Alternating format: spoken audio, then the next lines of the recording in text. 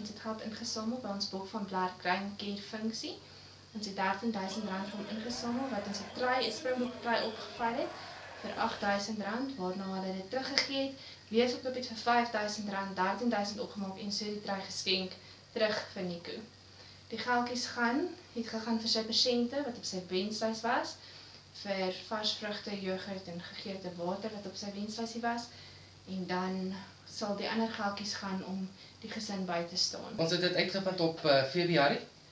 Toe het ons hulle die wat noem jy dit, autopsie gedoen. Toe sê hulle nee, dit is nou die kankertjies wat hy nou het. En dit is hoe hy nou deur die hele jaar nou gegaan het en op sy chemo gegaan het en wel hy's nou besig met bestraling. Ek dink mens het 'n warm gevoel om jou hart dat jy 'n klein seentjie in hierdie moeilike tyd kan bystaan en vir die familie ook kan ondersteun in hierdie moeilike tyd. Ek wil net vir ook net al die mense sê wat nou gehelp het en bygestaan het en al die lekkernye en goed vir Nico en geskenke gegee het, dan sê baie dankie daarvoor.